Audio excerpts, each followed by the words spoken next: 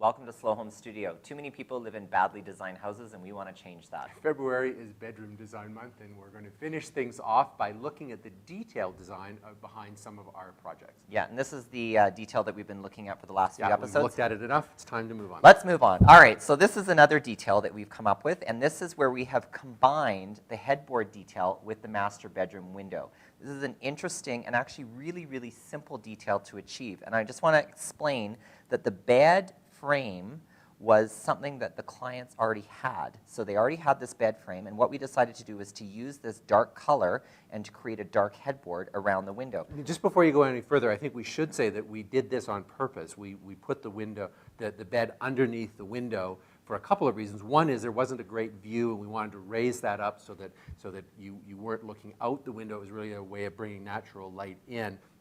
When we talked to the clients, it really just made sense that that was the way in which the bed would be oriented in the room. Yeah, it fit the room perfectly, and the proportion of the window was sized perfectly for the bed. So very simple detail. What we did is, this is a carpentry detail. We had the finishing carpenter take oak that we stained in a dark espresso color and basically make 3 pieces that were about 3 inches wide by about 1.5 inches in depth, and they kind of stick out. They actually are sort of like a U-shaped extrusion around the top and down the two sides. What they're really doing is just framing that window as well. Exactly. They act as the casing of the window, right? And then underneath the window, all we did is we just paneled that with oak plywood onto the wall. It was in 3 sections, and we stained that in the same color. And so it creates this unified composition and acts as the window trim as well. What I think is interesting is that the clients actually owned this platform bed. And what we did was create this piece around it, as well as the 2 low side tables, which we can see in this detail here. So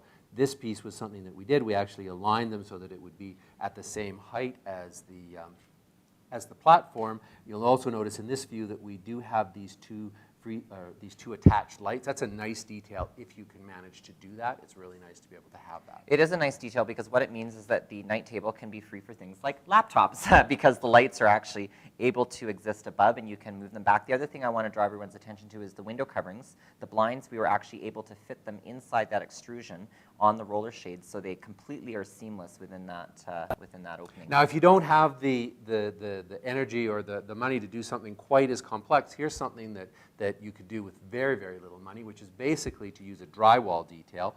And what we've done is furred this wall out by 3.5 inches. It's a 2x4 that comes out. And what that does is it creates a very shallow niche that's larger than the bed that we can that basically it looks like the wall has been inset, and it pushes the bed in just slightly, but that's not really the main reason why we did that. No, the main reason that we did that is we are able to sort of create the illusion of a headboard without going to all the expense of having a headboard, because we're able to change the color.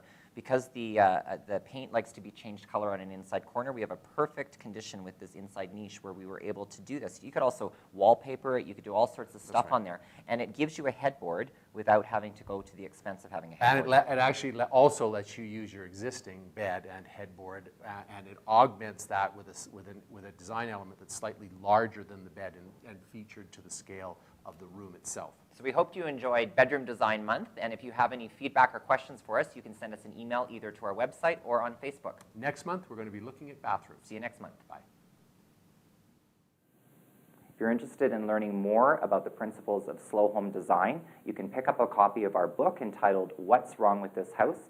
It's a practical guide to finding a well-designed and sustainable home. It's available for sale on the Slow Home Studio website. It's also available for sale at Amazon.com in both paperback and the Kindle format.